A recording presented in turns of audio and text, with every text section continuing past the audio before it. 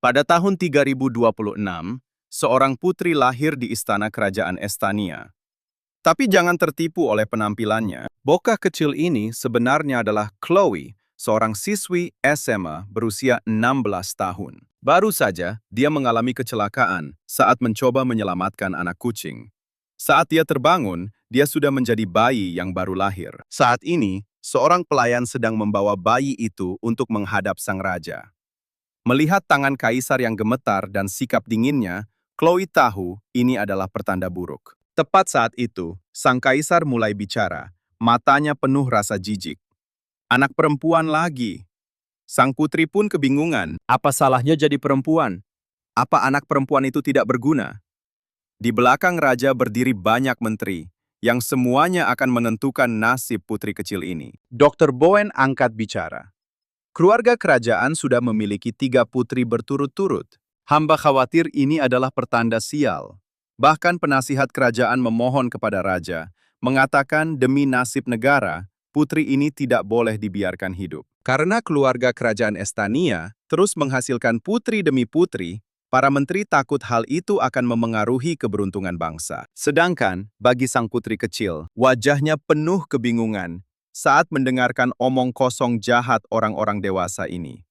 Akhirnya, kaisar yang juga ayahnya itu membuat keputusan. Dia ingin putri yang baru lahir itu ditenggelamkan. Pelayan memegang sang putri, dan meskipun dia enggan, dia harus melaksanakan perintah itu. Putri kecil itu masih tidak percaya betapa sial nasibnya. Sudah berinkarnasi jadi putri, cuma untuk dibunuh oleh ayahnya sendiri. Sang putri menatap baskom air di depannya, dan mulai gemetar ketakutan. Dia mulai meronta dan menangis dengan suara bayinya, mengutuk kaisar karena menjadi bajingan busuk yang tega membunuh putrinya sendiri. Mendengar bayi baru lahir bisa bicara, membuat pelayan itu begitu kaget sampai dia melepaskannya. Dan sang putri langsung tercebur ke dalam ember. Karena panik, bayi itu menangis dan meronta semakin keras. Si raja brengsek itu akhirnya berbalik kaget, tidak menyangka putrinya yang baru lahir sudah bisa bicara. Para menterinya juga langsung berubah sikap 180 derajat, memuji putri mungil itu jenius karena bisa bicara secepat itu. Sang putri kini tenggelam ke dasar ember. Matanya masih memancarkan harapan bahwa seseorang akan menyelamatkan dirinya. Sebuah tangan terulur dan menariknya dari ambang kematian. Raja brengsek itu memegang putri kecil itu dalam posisi terbalik, menyatakan kalau dia benar-benar jenius, mereka akan memeliharanya. Dia memberitahu pelayan bahwa dia akan kembali dalam 3 bulan untuk menguji IQ bayi itu. Lalu dengan dingin dia melempar putrinya ke pelayan, berkata, jika nilainya tidak cukup tinggi nanti, masih ada waktu untuk menenggelamkannya. Kemudian sang putri, yang berbaring di pelukan pelayan, menjerit ketakutan. Negara ini benar-benar mimpi buruk. Pria pemarah yang menyebalkan itu masih sangat berprasangka buruk terhadap perempuan. Melihat putrinya menangis, dia hanya berpikir perempuan itu pengganggu yang bisanya cuma menangis. Dia bertanya-tanya, apakah raja sialan ini punya ibu? Atau dia pikir dia lahir dari batu? Sementara itu, di sudut istana yang mewah, Ratu Livia yang berusia 23 tahun, menatap putri barunya dengan air mata berlinang. Sang putri tahu bahwa ibunya sangat kelelahan karena melahirkan, sampai tidak bisa berdiri. Tapi sejak dia tahu bahwa ayah busuknya ingin menenggelamkannya, ibu ini terus menangis tanpa henti selama 8 jam. Tangisannya begitu lama sampai sang putri mulai merasa kesal karena tidak bisa tidur. Ratu menghampiri putrinya dan mulai meratap lagi. Putriku yang malang. Putri kecil itu memunggungi ibunya, membantah dalam diam. Enggak, bukan aku yang kasihan. Menurutku, ibulah ratu negara yang sudah merasakan sakitnya melahirkan, tapi bahkan belum melihat suaminya sendiri. Nah, itu baru kasihan. Ratu, dengan suara tercekat tangis, berkata, andai saja kamu laki-laki. Sang putri sangat marah. Kenapa negara ini begitu seksis? Tepat saat itu, tangan ibunya yang gemetar meraihnya, berkata, putri-putri dari keluarga kerajaan tidak pernah punya akhir yang bahagia. Jika mereka lahir, mereka tidak dibiarkan hidup. Dan jika mereka hidup, mereka tidak dibiarkan hidup dengan tenang. Sang putri mulai punya firasat buruk, dan dia benar. Ibunya ingin melakukannya sendiri daripada membiarkan raja menenggelamkan putrinya dalam 3 bulan. Sang putri tersentak mencari udara. Tenggorokannya dicekik oleh tangan ibunya sendiri. Ratu juga sangat menderita, memohon agar putrinya tidak menyalahkannya. Berkata, dia melakukan ini demi kebaikannya sendiri. Wajah sang putri memerah karena marah. Tentu saja aku menyalahkanmu. Dia pikir ayahnya yang gila sudah cukup buruk, tapi ternyata ibunya lebih gila lagi. Dia baru lahir selama 8 jam, bahkan belum sempat tidur siang. Dan sekarang ibunya mencoba mencekiknya. Tepat pada saat paling kritis, raja menerobos masuk, menuntut untuk tahu apa yang sedang dilakukan istrinya. Sang putri akhirnya selamat, merangkak kesakitan di buayannya, terengah-engah mencari udara. Ratu Livia mencoba menjelaskan dengan terbata-bata, tapi tidak bisa merangkai kata. Raja brengsek itu habis kesabarannya dan berkata dia tidak peduli apa yang dia lakukan dan tidak mau tahu. Dia menggunakan semacam sihir untuk mengangkat sang putri ke udara, menyatakan dia adalah putrinya. Si tiran ini berkata bahwa selain dirinya, tidak ada yang boleh membunuh sang putri. Sang putri ketakutan. Dia pikir ayahnya punya niat baik, tapi ternyata dia cuma menyelamatkannya supaya dia bisa membunuhnya sendiri. Matanya merah seperti darah saat dia menggeram pada ratu. Kau mengerti? Ratu tergagap. Saya mengerti. Lalu berlutut, berterima kasih pada Yang Mulia karena sudah berkunjung. Dia tampak lemah, merosot ke lantai, gemetar saat berterima kasih padanya karena datang meski jadwalnya padat. Melihat ini, sang putri murka, diam-diam mengutuk ayahnya karena begitu bajingan, bahkan tidak membantu istrinya berdiri saat dia begitu lemah. Namun, raja tampak jijik dan dengan marah menyuruh ratu berhenti bersikap cengeng. Dia lalu mencengkeram kaki sang putri, bilang dia datang untuk membuat perhitungan dengan bocah nakal ini. Sang putri bingung, dia kan masih bayi, perhitungan apa yang harus diselesaikan? Lagi pula, dia benci banget cara raja ini memegangnya. Ayah yang picik itu sekarang menginterogasi sang putri karena berani memanggilnya kotoran anjing di aula utama di depan ratusan orang sehari sebelumnya. Ratu ngeri. Dia tidak percaya pendengarannya. Namun, sang putri malah terkikik. Senang karena butuh waktu 18 jam penuh bagi ayahnya untuk sadar kalau dia sedang menghinanya. Hei, bodoh sekali. Melihat senyum cerah gadis kecil itu hanya mengonfirmasi kecurigaan raja. Dia sadar, bayi itu tidak hanya mengerti apa yang dikatakan orang dewasa, tapi juga tahu cara mengumpat pada ayahnya sendiri. Ratu angkat bicara membela putrinya. Bilang kalau sang putri umurnya kurang dari sehari. Bagaimana mungkin dia mengumpat padanya? Raja menatapnya dengan tatapan mematikan. Apa kau bilang penilaianku salah? Ratu langsung jatuh berlutut ketakutan. Bilang itu bukan maksudnya sama sekali. Tapi kalau raja ingin mengeksekusi anak itu, biarkan dia saja yang melakukannya daripada menyiksanya. Raja menyeringai. Siapa bilang aku mau membunuh sang putri? Ratu mendongak. Ada luka di dahinya karena bersujud terlalu keras. Dan bertanya dengan curiga, apa yang dia lakukan di sini? Sang putri juga tampak tidak senang.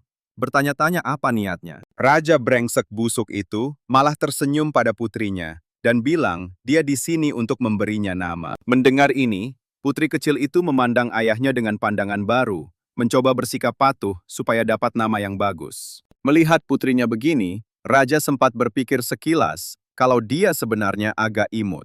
Ratu, yang merasa senang sekaligus penasaran, bertanya nama apa yang hendak Baginda berikan pada sang putri. Dia tersenyum dan menyebut satu nama, Atoria. Dia menamainya Putri Atoria. Ratu, mendengar nama itu, berseri-seri dan memujinya. Nama yang indah sekali. Tapi, ayah tak berguna itu menjawab, Atoria, artinya bintang nasib buruk dalam bahasa kuno. Mendengar ayahnya memberinya nama seperti itu, sang putri benar-benar tidak bisa menerimanya. Dia tidak percaya ada ayah di dunia ini yang tega menamai putrinya sendiri, putri kandungnya, dengan nama seperti itu. Pikiran raja masih penuh dengan prasangka. Dia yakin gara-gara kelahiran bayi ini, Kekaisaran Barat menyatakan perang pada negaranya. Dan 300 menteri mendesaknya untuk mengeksekusi dia. Dia meletakkan putrinya pelan-pelan di tempat tidur, tak lupa untuk menyebutnya pembawa sial. Sang putri merasa dia terlahir dalam kehidupan yang tragis, terbebani oleh tradisi feodal, dan itu menyiksa. Dia murka, ingin berteriak pada ayahnya agar menggunakan otaknya sebentar. Orang-orang ingin perang, mereka tetap akan perang, entah dia lahir atau tidak. Setelah selesai, dia berjalan keluar, berkata sebelum pergi bahwa mereka berdua bisa tenang sampai dia kembali. Tidak ada yang akan berani menyakiti ratu dan putrinya. Dia bilang kalau ada yang berani menyakiti mereka, dia akan mencincang mereka jadi 100 bagian saat dia kembali. Ratu sangat gembira, menangkupkan tangannya dan berterima kasih pada Baginda karena melindungi sang putri. Merasa kalau dia bersikap sedikit lebih jantan. Pria yang baik memang harus melindungi istri dan anaknya tanpa syarat. Ibu yang malang itu lalu memeluk anaknya. Air mata mengalir lagi. Meskipun dia perempuan, Baginda tidak hanya tidak membenci sang putri, tapi malah melindunginya. Ratu merasa Atoria adalah jimat keberuntungannya. Atoria mendorong ibunya menjauh dengan tangan kecilnya. Wajahnya tampak sangat jijik melihat reaksi berlebihan wanita tua itu. Terus, kenapa kalau ayah brengsek itu agak tampan? Tidak perlu sampai terharu begitu. Atoria menyeka air mata ibunya. Meskipun dia perempuan, dia tetap putri kandungnya. Dia tidak punya hak untuk membencinya. Dia ingin bilang pada ibunya bahwa entah dia laki-laki atau perempuan, sebagai ayah, raja punya kewajiban melindunginya. Tapi kenyataannya, raja masih menganggap wanita itu merepotkan, berpikir mereka tidak berguna selain untuk menangis. Mendengar ini, Atoria hanya bisa memelototinya dengan amarah. Orang ini benar-benar merendahkan wanita dari lubuk hatinya. 3 bulan kemudian, hari tes IQ Atoria tiba. Bak air yang super penuh disiapkan di sebelahnya, siap untuk menenggelamkannya sewaktu-waktu menyadarinya. Pelayan itu memeluk bayi tersebut dan menenangkannya. Tuan Putri, jangan takut. Saya pasti akan melindungimu. Atoria sangat ketakutan. Dia melihat ke sekeliling. Sesuai perjanjian, hari ini adalah tes kecerdasan. Jika dia dianggap tidak cukup pintar, dia akan ditenggelamkan. Tapi semua orang sudah menunggu lama, dan Raja Anjing Sialan itu masih belum muncul juga. Kerumunan di bawah mulai berbisik-bisik. Raja sedang berperang dengan Kekaisaran Barat selama 3 bulan dan masih belum kembali. Dan mereka dengar dia terluka. Semua ini mereka limpahkan pada putri pembawa sial itu. Seorang idiot yang gelisah menjadikannya alasan untuk melempar batu ke arah putri dan pelayannya. Tindakannya adalah percikan yang memicu amarah massa. Mereka semua mulai berteriak menuntut kematian putri kecil itu. Terlebih lagi, di negara yang sakit dan terbelakang ini, ada sebuah tradisi. Saat menghadapi masa yang marah, seorang putri bisa secara sukarela atau dipaksa menebus dosa dengan nyawanya. Atoria mulai menangis ketakutan. Meski dia khawatir pada Raja Brengsek itu, lukanya hanya membuktikan dia amatir. Apa hubungannya dengan bayi baru lahir sepertinya? Tepat saat itu, seorang pria gila memutuskan untuk bertindak sendiri. Wajahnya ungu karena murka. Dia berteriak kalau Atoria mati, nasib kerajaan Estania akan berubah. Mereka akan mengalahkan Kekaisaran Barat, dan Raja bisa kembali. Pelayan itu memeluk Atoria dan mundur berusaha melindunginya. Tidak, kalian tidak boleh. Selain Raja, tidak ada yang boleh menyakiti Tuan Putri. Pria agresif itu, melihat pelayan itu mati-matian mendekap sang putri, mulai main fisik. Dia meneriaki pelayan itu untuk melepaskannya. Menyebut Atoria bintang sial yang harus dibunuh. Makhluk rendahan. Meski dia berteriak, pelayan itu tetap setia, memeluk Atoria erat-erat. Dan terjadilah tarik-menarik.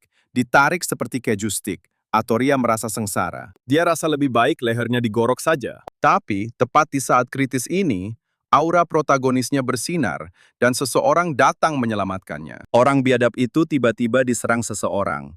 Wajahnya berkerut kesakitan saat darah mengalir dari mulutnya.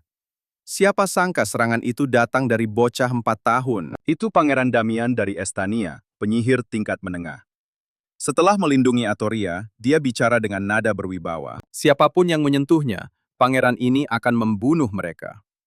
Pria kasar yang baru saja dipukul itu segera menundukkan kepala ketakutan, memberi salam pada Pangeran Agung. Damian mengulurkan tangannya, dan cahaya mistis melesat ke arah Atoria, mengangkatnya ke udara dan kembali ke pelukan ibunya. Wajah ratu penuh kekhawatiran. Atoria menatap Damian, tak menyangka bocah tengil itu kakaknya. Auranya persis seperti Raja Brengsek itu. Tapi bagi Atoria, anak itu sebenarnya cukup imut. Ratu memohon dengan lemah pada masa yang mengamuk. Berkata, dia juga sedih. Raja terluka, tapi memohon agar mereka tidak menyakiti putrinya. Dia baru saja menyelesaikan 1 kalimat, sebelum serigala-serigala di kerumunan itu berteriak menyuruhnya diam, menyebutnya tidak berguna, dan menyalahkannya karena terus melahirkan anak perempuan, sehingga mempengaruhi keberuntungan negara. Di antara pemberontak keji itu, 3 pria menonjol. Mereka bilang jika ratu ingin minta maaf, dia harus mati untuk menebus dosa bersama Putri Atoria. Damian berdiri tegak, seorang pria yang melindungi keluarganya saat ayahnya tidak ada. Dia menyatakan bahwa selama ada dia di sini, dia ingin lihat siapa yang berani menyakiti adik dan ibunya. 3 pria itu berlutut, menggunakan kata-kata licik untuk menipu Damian. Mereka bilang dia terlalu muda untuk mengerti bahwa wanita pembawa kehancuran negara itu tidak memandang usia. Di permukaan, mereka tampak hormat pada Pangeran Agung. Tapi ketiga pemberontak itu diam-diam mengumpulkan sihir mereka. Tiba-tiba, mereka menyerangnya serentak. Identitas asli mereka adalah mata-mata dari Kekaisaran Barat. Mumpung tuannya tidak ada, mereka berencana membunuh Pangeran Agung dan mengklaim hadiah besar dari negara asal mereka. Dan serangan diam-diam mereka berhasil. Meski Damian Jenius, dia tetap saja hanya bocah 4 tahun dan tak bisa menahan mantra sekuat itu. Melihat ini, Ratu panik.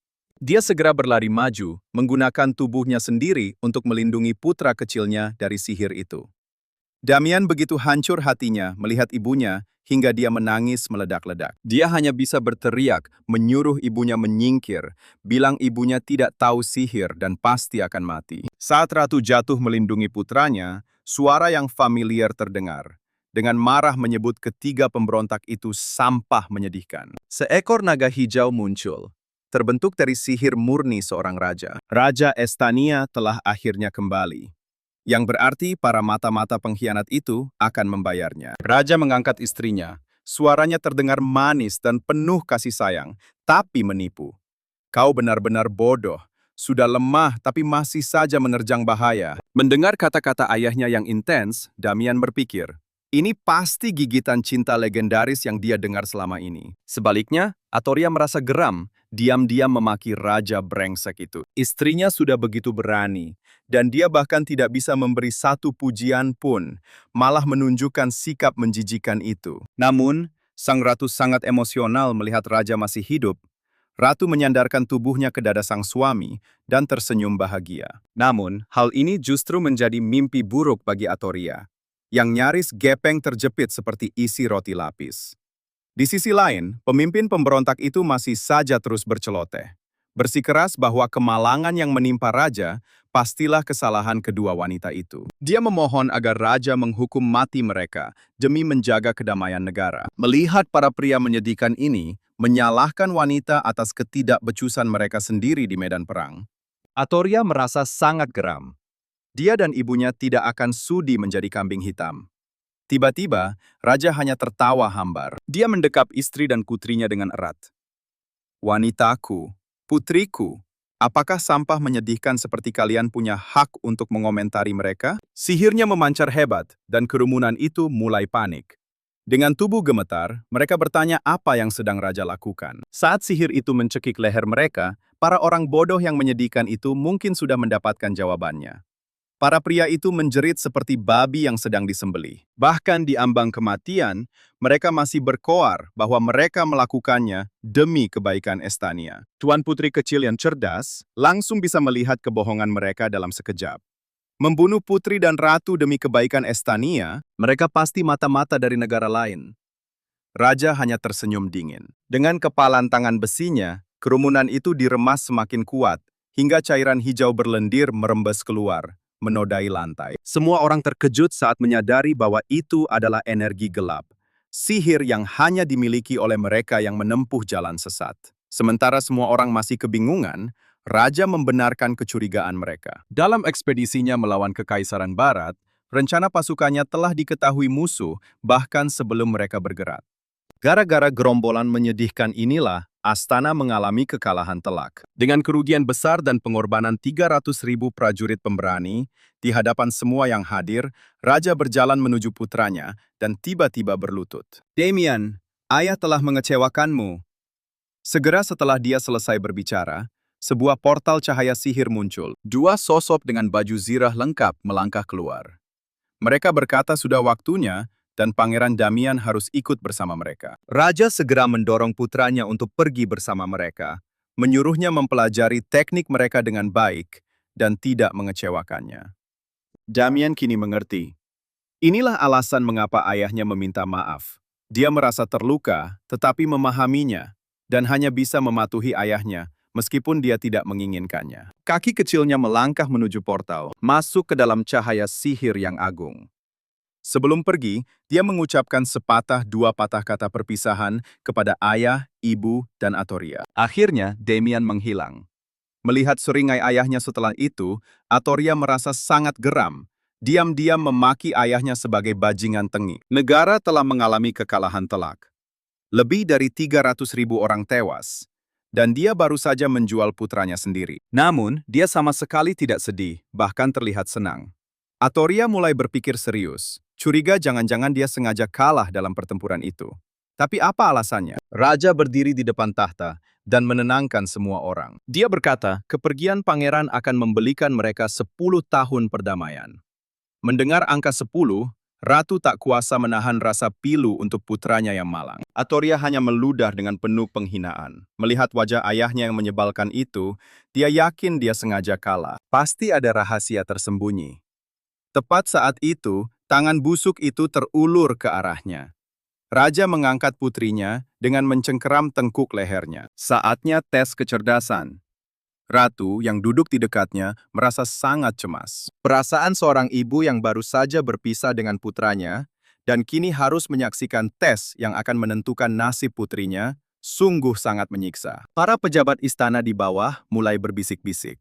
Ini pertama kalinya dalam bertahun-tahun mereka melihat seseorang yang begitu muda menjalani tes kecerdasan. Mereka bahkan tidak tahu apakah Putri Atoria bisa memahami pertanyaannya. Raja brengsek itu dengan dingin memberitahu putrinya bahwa kerajaan Estania sudah punya cukup banyak putri. Jika dia bukan seorang jenius, dia tidak perlu hidup. Atoria sangat murka. Berulang kali memaki ayah serigalanya itu dengan celotehan bayi yang tidak jelas sambil menendangnya tepat di wajah. Setelah meronta-ronta, dia kelelahan dan terkulai lemas.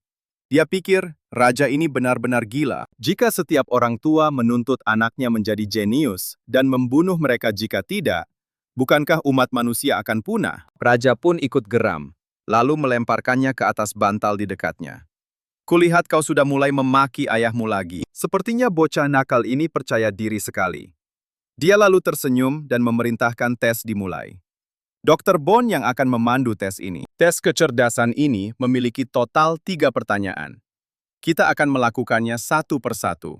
Jika sang putri gagal menjawab satu saja pertanyaan dengan benar, dia akan segera ditenggelamkan. Jika sang putri menjawab ketiga pertanyaan dan terbukti sebagai jenius astana, Raja akan memperlakukannya dengan murah hati. Dia kemudian tersenyum pada Atoria, memberitahunya bahwa saat pertanyaan diajukan, dia cukup bertepuk tangan untuk menunjukkan jawabannya. Dia bahkan menepuk kepala putrinya, berkata bahwa jika dia bisa bicara, akan lebih baik jika langsung menyebutkan jawabannya. Tangan sang dokter bersinar karena sihir. Ini adalah pertanyaan pertama. Burung-burung merpati putih segera berhamburan keluar. Sang dokter berkata, Tuan Putri, lihatlah, ada 7 ekor burung secara total. Tiba-tiba, 4 ekor mati. Saat dia bicara, 4 bangkai burung kecil jatuh di depan sang putri. Sebuah ilustrasi yang nyata. Pertanyaannya adalah, berapa banyak burung yang tersisa di langit? Penasihat kerajaan tua itu mengelus jenggotnya sebagai tanda tidak setuju. Ini kan soal matematika kelas 7. Bahkan jika sang putri jenius sekalipun, bagaimana mungkin dia bisa menjawab sesuatu yang begitu sulit? Atoria bingung. Bukannya ini cuma 7 dikurang 4. Apanya yang susah? Dia mengeluarkan suara kecil dan mengangkat 3 jari. Dia berpikir, meski aku belum bisa bicara jelas, mereka bisa lihat isyarat tanganku kan? Lagi pula, masa soal gampang begini buat anak kelas 7?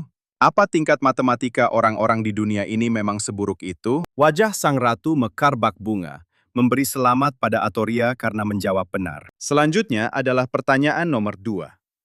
Dr. Bowen bilang ini agak lebih sulit dan memberitahu Atoria kalau dia boleh menghitung pelan-pelan dan menulis jawabannya kalau sudah siap. Di atas takhta, Raja brengsek itu sudah memperingatkan Bowen untuk membuat soalnya lebih susah.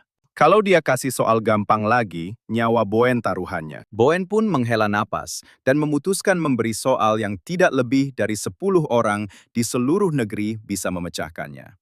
Kalau sang putri bisa mengerjakannya, dia pasti luar biasa. Tapi dalam hati, sang dokter merasa Baginda Raja cuma mempersulit putrinya sendiri. Anak sekecil ini, meski jenius pun, mustahil bisa menjawab pertanyaan ini. Raja kejam itu tetap menuntut sang dokter memberikan pertanyaan yang sangat sulit. Kalau bisa yang belum pernah dipecahkan siapapun. Penasihat kerajaan sampai harus angkat bicara membela sang putri. Bertanya pada raja apa dia benar-benar berniat menenggelamkan sang putri tepat di depan mata ratu. Raja hanya tersenyum dan bilang dia tahu apa yang dia lakukan. Lalu mendesak dokter untuk mengajukan pertanyaan. Setelah beberapa detik mencoret-coret, siswi SMA dalam tubuh putri itu dengan bangga memamerkan jawabannya. Soal begini, pikir Atoria, cuma selevel kelas 3 SD.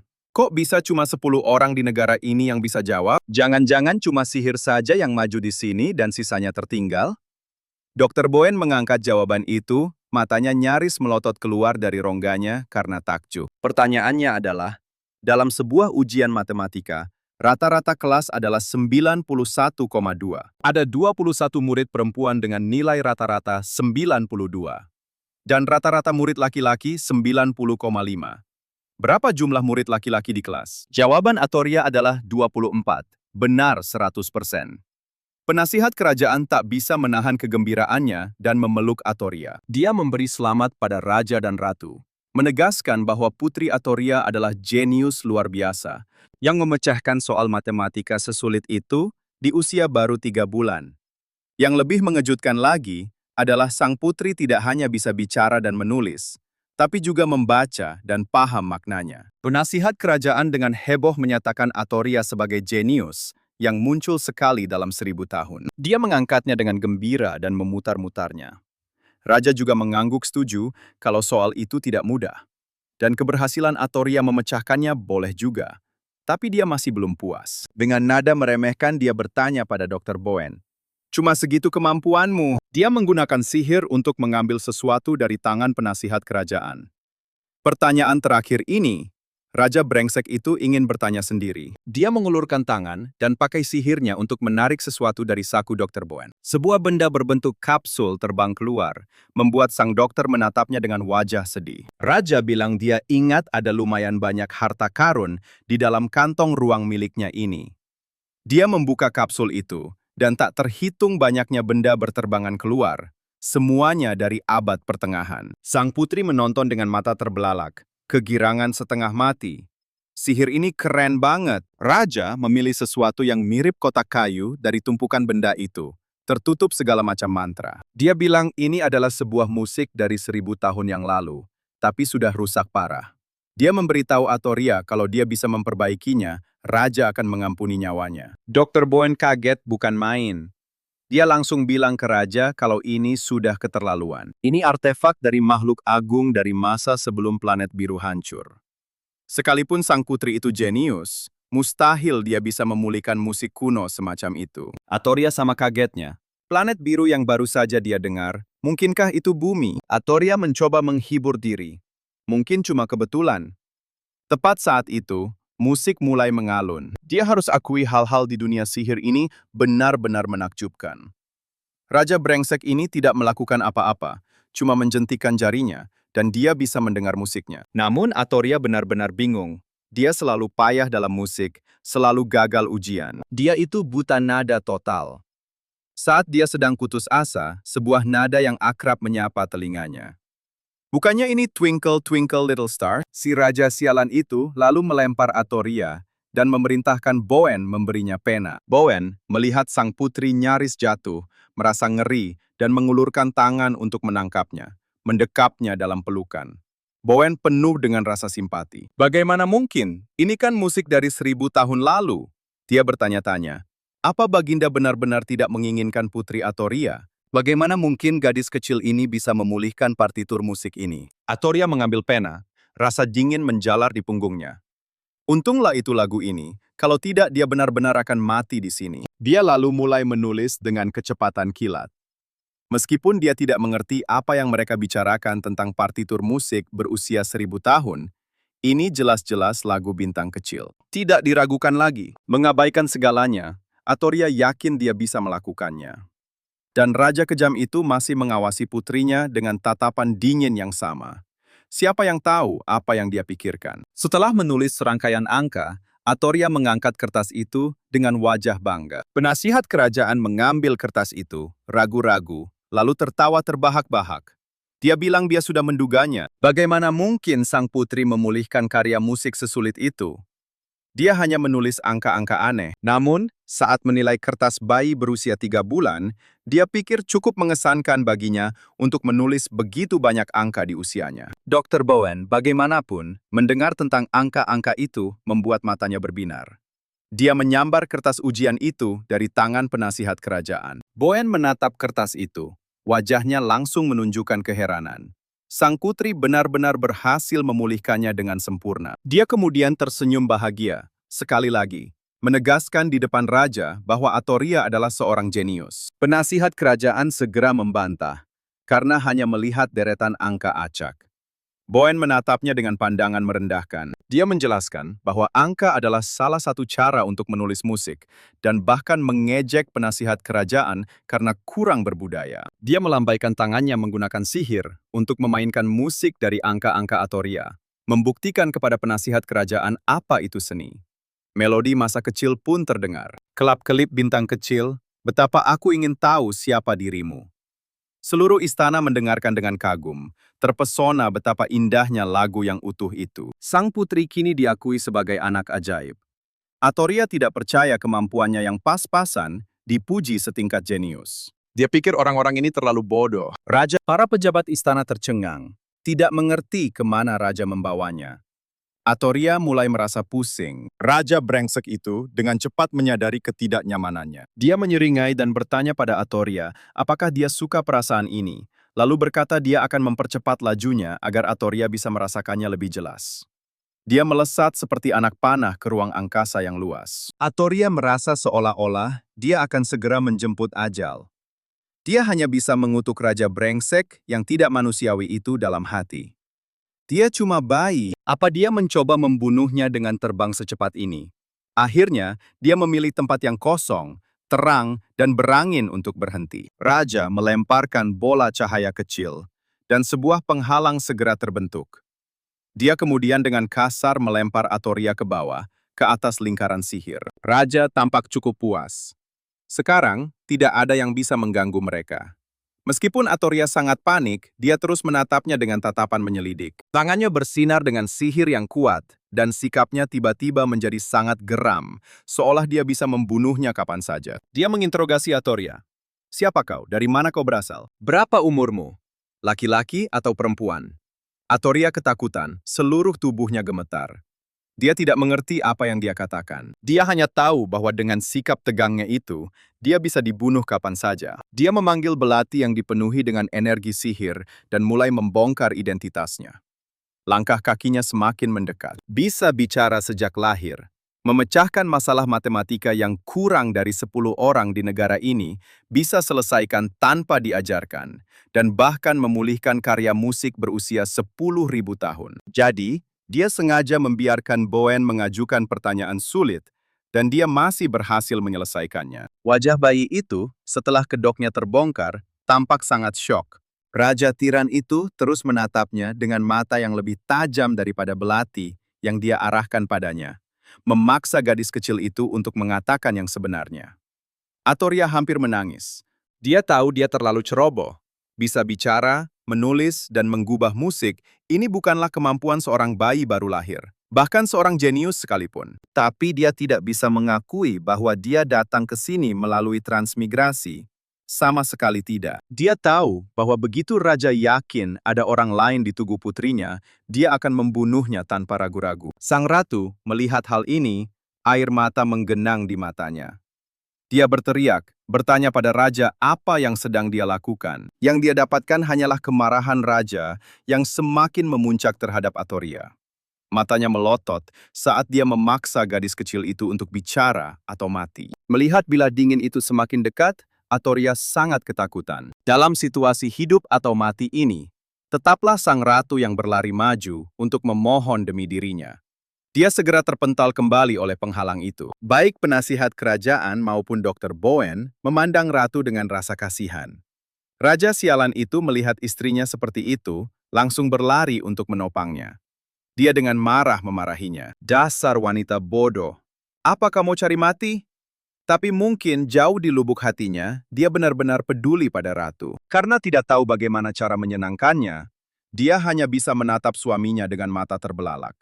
Otak Atoria bekerja sangat keras. Gadis kecil itu memutuskan bahwa terlepas dari apakah raja benar-benar ingin membunuhnya atau tidak, setidaknya sang ratu benar-benar menyayanginya. Jika dia terus menempel pada ibunya, dia pasti bisa bertahan hidup. Atoria menarik napas dalam-dalam dan mengeluarkan raungan keras. Mendengar tangisan putri kecilnya, sang ratu meneriakkan kata-kata penyemangat. Atoria, jangan takut. Ibu datang untuk menyelamatkanmu. Raja terpaksa menarik kembali penghalang sihirnya. Dia tidak ingin ratu terluka. Atoria merangkak sambil menangis menuju ibunya. Dia benar-benar ketakutan. Ratu adalah satu-satunya pegangannya. Ratu memeluk putri kecilnya, menenangkannya dengan lembut. Adapun sang raja, dia tahu Atoria sangat cepat mencari sandaran. Namun, dia tidak bisa membiarkannya begitu saja. Dia teringat saat di medan perang melawan Kekaisaran Barat, dia dan pasukannya telah menemukan makhluk-makhluk aneh. Dari apa yang dia pahami, entah bagaimana makhluk-makhluk ini jatuh ke negaranya, dan mereka terorganisir serta disiplin. Melihat kemampuan aneh Atoria, dia khawatir anak itu mungkin salah satu dari makhluk asing yang jatuh ke negaranya. Dia melirik ratu dan menyuruhnya untuk mengurus anak itu. Atoria memeluk ibunya dan menghela napas lega. Berpikir dia akhirnya berhasil menyelamatkan nyawanya sendiri. Raja yang kejam itu hanya menyeringai dan berkata, dia akan datang ke kamar ratu malam ini, menyuruhnya untuk bersiap-siap. Tidak jelas apa niatnya, tapi Atoria ketakutan setengah mati. Apa dia datang untuk membunuhku malam ini? Ratu pasti memiliki kekhawatiran yang sama.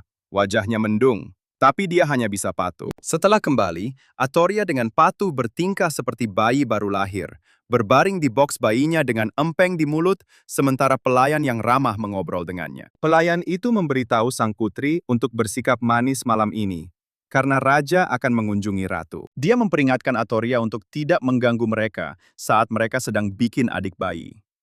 Mendengar kata-kata itu, rahang Atoria jatuh. Pelayan itu melihat ekspresinya dan dengan sayang menepuk kepala putri kecil itu, lalu berbisik kepada Atoria bahwa jika semuanya berjalan lancar malam ini, dia mungkin akan punya adik laki-laki atau perempuan.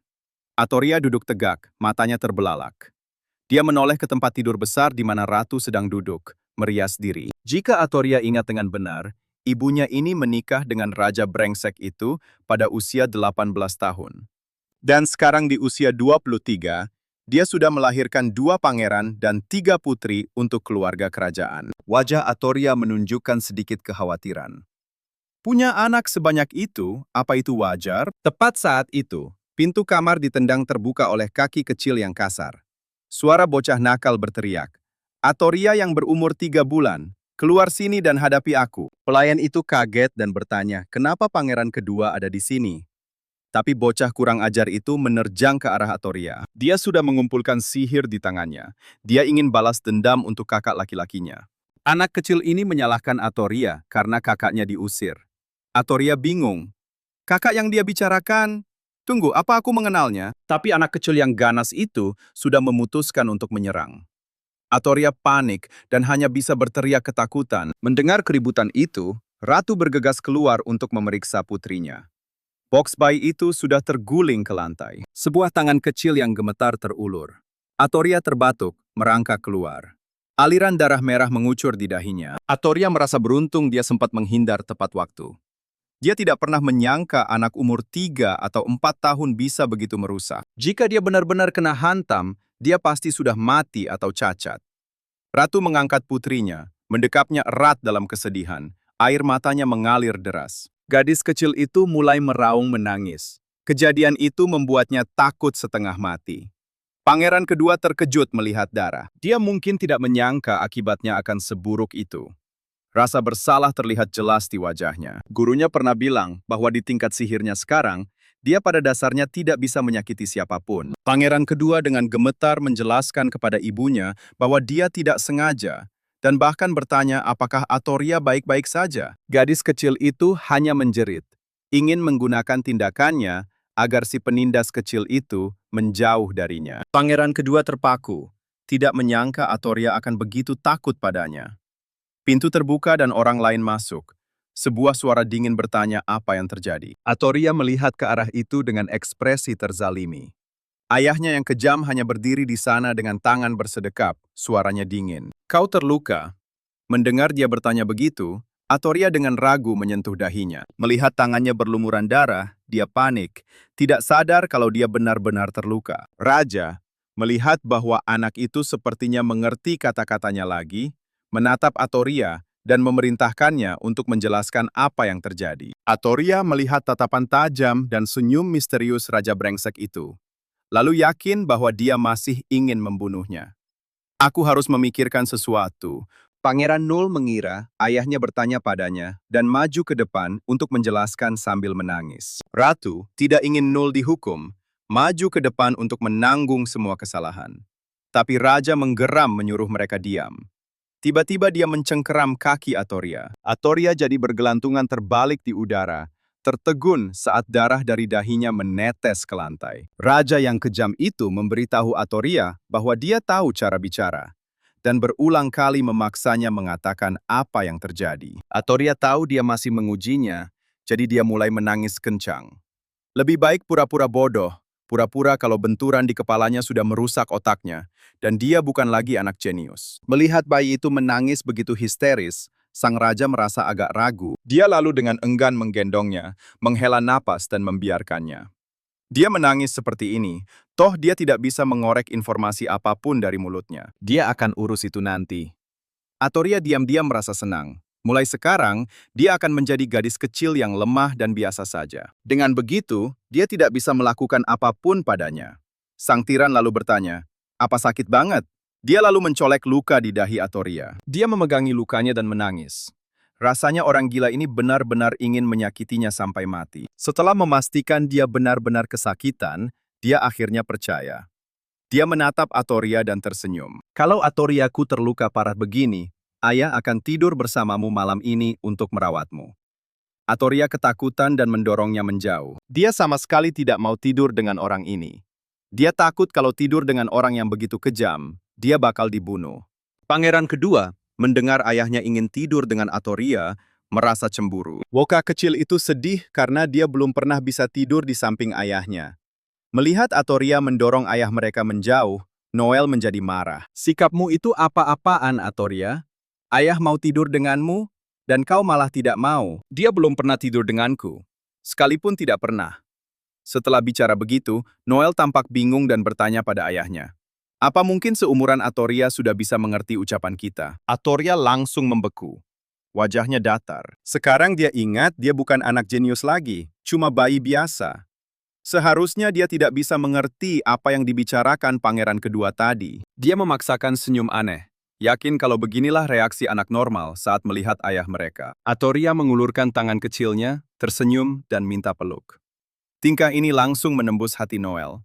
Pada saat itu, dia merasa adik perempuannya yang menyebalkan ini cukup menggemaskan. Raja hanya tersenyum dan bilang pada Noel, mungkin lain kali. Dia menepuk kepala bocah itu, berjanji akan tidur dengannya lain waktu.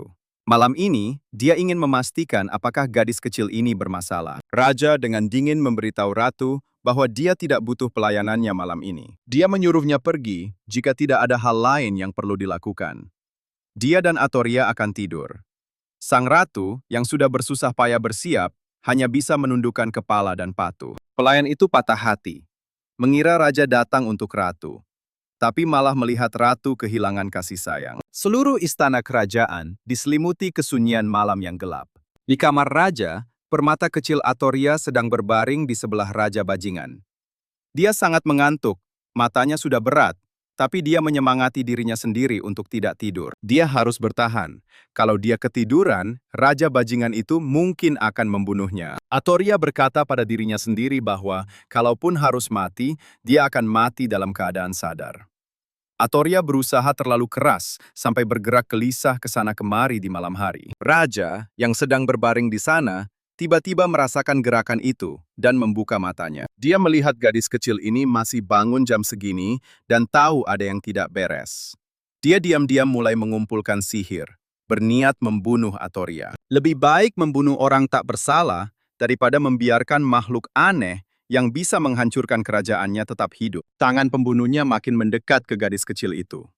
Tak disangka, setelah semua perjuangannya, Atoria tidak bisa menahan lebih lama lagi dan tertidur pulas. Melihat ini, Raja berhenti. Dia menghela napas, merasa gadis kecil ini tidurnya seperti kayu. Dia mulai meragukan penilaiannya sendiri. Mungkin dia cuma anak biasa. Dia bangun dari tempat tidur, berpikir kalau Atoria itu musuh. Dia tidak mungkin bisa tidur senyenyak itu. Raja Bajingan itu melangkah keluar, berpikir mungkin dia sudah berpikir berlebihan. Kamar itu sekarang hanya berisi Atoria, yang tidur seperti babi mati. Kaki Raja membawanya ke kamar lain. Dia memanggil Ratu dengan pelan. Ratu sedang tidur di kamar sebelah, dengan Noel yang tidur nyenyak di sampingnya. Bahkan mengigau dalam tidurnya tentang ayahnya yang tega karena tidak tidur dengannya. Mendengar seseorang memanggil namanya, mata indah Ratu terbuka perlahan. Dia duduk dengan linglung dan terkejut melihat Raja mengunjunginya larut malam begini. Raja menjawabnya dengan dehem lembut dari tenggorokannya. Dia mengulurkan tangan hangatnya untuk membelai pipi Ratu. Ratu sangat terkejut dan bertanya kenapa dia ada di sini. Bukankah dia tidur dengan Atoria? Dia tidak menjawab pertanyaannya, hanya menatap matanya dalam-dalam dan berkata dengan menggoda. Ratu, ayo kita buat pangeran lagi. Mendengar kata-kata ini, ibu yang baik, Livia, segera menutup mulut Raja, menolak dengan tegas. Tidak bisa, Noel masih di sini. Raja tampak kesal dan melirik bocah kecil yang tidur nyenyak di sebelah mereka. Dia melotot pada Ratu. Apa kau menolakku? Ratu langsung gemetar dan bilang, bukan itu maksudnya sama sekali. Raja yang mendominasi hanya menunggu itu. Dia menggunakan kekuasaannya untuk membuat Ratu tidak mungkin menolak. Sambil memegang pinggangnya, Raja menenangkannya, bilang tidak ada yang bisa tetap tidur saat ada badai petir. Tepat seperti katanya. Saat itu, tangisan seorang anak terdengar melengking, membuat mereka berdua terlonjak kaget. Sang Ratu segera mengenali itu sebagai tangisan Atoria dan merasa sangat cemas. Raja di sebelahnya begitu murka hingga wajahnya menggelap. Suara gaduh Atoria juga telah membangunkan si kecil Noel. Melihat orang tuanya berpelukan, Noel bertanya dengan mengantuk, apakah mereka sedang berdansa? Mari kita mundur ke 10 menit sebelumnya, di tempat Atoria. Saat gadis kecil itu sedang tidur nyenyak, sebuah dahan pohon tiba-tiba menembus lantai istana, disertai dengan suara aneh yang menyeramkan. Suara itu berkata, ia sudah berada di Aya selama 3 bulan, dan baru sekarang mendapat kesempatan untuk mendekati Putri Atoria. Gadis kecil itu, yang terkejut oleh suara keras tersebut, terbangun. Monster itu, melihat dirinya telah ketahuan, tetap tenang. Ia tahu Atoria itu istimewa. Bukan berasal dari planetnya, tapi juga bukan Putri Atoria yang asli. Atoria gemetar ketakutan saat melihat makhluk aneh itu. Gadis kecil itu tidak tahu makhluk apa itu. Mungkin alien. Makhluk itu menganggap sebutan tersebut cukup menarik. Tapi jika Atoria menyebut mereka alien, maka manusia di planet ini juga tidak ada bedanya. Makhluk itu menjelaskan bahwa 1000 tahun yang lalu, manusia melarikan diri dari planet biru dan datang ke sini untuk merebut planet ini. Mendengar hal ini, Atoria menolak keras untuk mendengarkan. Merasa cerita itu sudah keterlaluan, dan dia tidak ingin mendengar hal-hal yang tidak menyangkut dirinya. Tapi tetap saja, Atoria tidak tahu apa yang sedang terjadi. Kenapa tiba-tiba dia bertemu alien? Ya ampun, makhluk aneh itu melanjutkan monolognya. Ia tertawa dan berkata, sangat tertarik pada tubuh Atoria. Ternyata, makhluk ini pernah mencoba merasuki tubuh manusia sebelumnya. Tapi manusia asli terlalu kuat, dan mereka tidak bisa mengambil alih tubuhnya. Makhluk aneh itu berkata, tidak ada yang sesempurna Atoria yang bisa merasuki tubuh manusia. Satu-satunya masalah adalah dia terlalu bodoh. bertingkah terlalu berbeda dari bayi normal. Kalau tidak, tidak akan ada yang tahu bahwa Putri Atoria yang asli telah menghilang. Disebut bodoh, Atoria merasa sangat kesal. Setelah penjelasannya selesai, makhluk aneh itu mulai beraksi. Tubuhnya berubah, menjulurkan sulur-sulur berduri seperti dahan pohon ke arah Atoria, ingin merebut tubuhnya. Sulur-sulur berduri itu memaksa Atoria mundur ketakutan. Seluruh tubuhnya dengan cepat terlilit. Atoria merasakan tanaman merambat itu menusuk tubuhnya, yang terasa sangat menyakitkan. Makhluk aneh itu mengucapkan kata-kata penghiburan.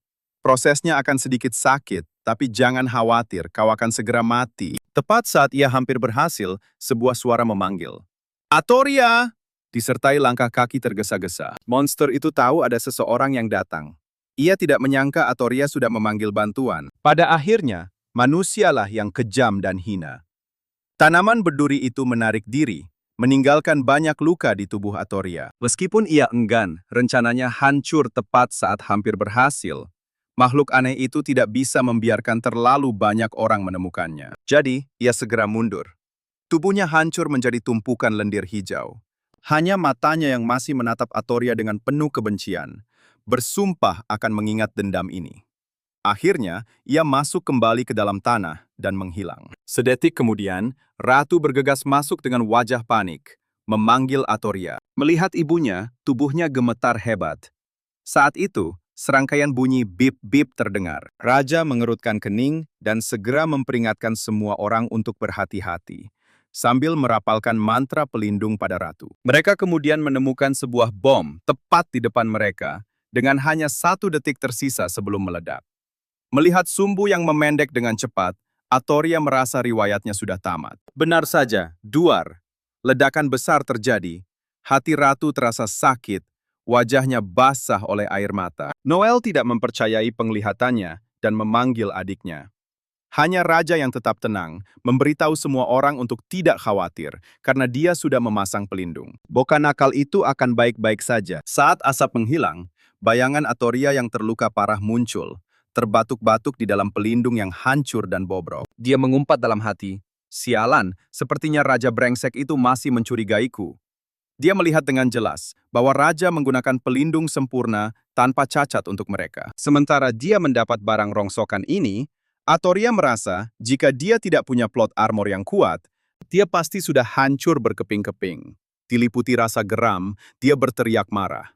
Tapi kemudian dia melihat tatapan tajam raja. Atoria merasa dia sedang diuji lagi. Dia bertanya-tanya bagaimana dia harus bereaksi sekarang. Atoria merasa sangat tegang. Berpikir bahwa seorang anak yang diselamatkan oleh orang tuanya dalam situasi berbahaya, mungkin akan tersenyum bahagia. Atoria kemudian memasang senyum naif, polos, dan sama sekali tidak bersalah. Melihat senyum polos adiknya, Noel terkejut. Dia berteriak, bertanya pada ibunya apakah Atoria jadi gila karena ledakan itu. Bagaimana bisa dia masih cengar-cengir setelah ketakutan sebesar itu?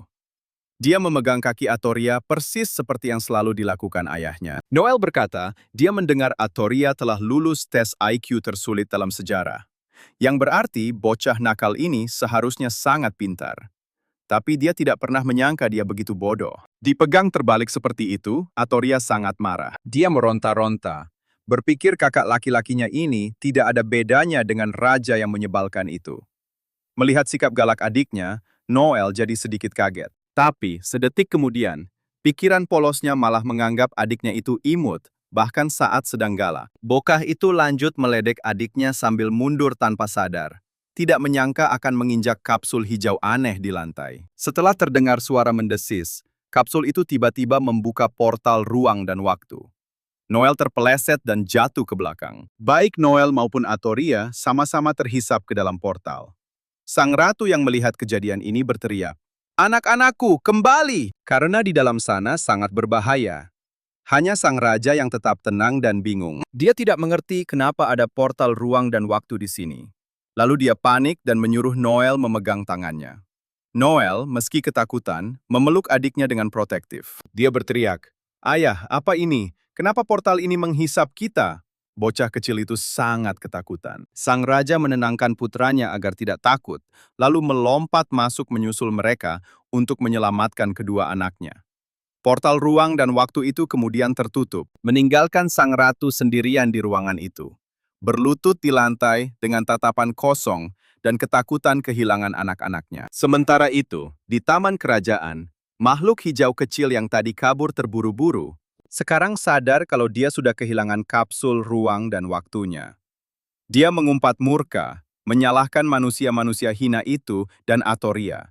Yakin kalau dia yang sudah mencuri kapsul ruang dan waktunya. Tanpa kapsul itu, tubuh makhluk aneh tersebut mulai hancur, menjadi tumpukan lendir di luar kendalinya. Tanpa portal itu, dia tidak bisa kembali ke planet asalnya untuk mengisi ulang energinya. Begitu saja, makhluk aneh itu berubah menjadi tunas hijau gemuk yang aneh di taman kerajaan. Meski sudah jadi tunas, makhluk itu masih bisa mendengar dan melihat sekelilingnya. Saat itu, dia merasakan sekelompok orang mendekat. Itu adalah putri ketiga, Putri Dahlia, yang berusia 2 tahun, sedang menuntun adiknya, putri keempat yang berusia 1 tahun, Putri Luna, untuk menemui ibu mereka setelah mendengar ledakan keras. Mata Putri Luna melihat tunas hijau gemuk di jalan setapak.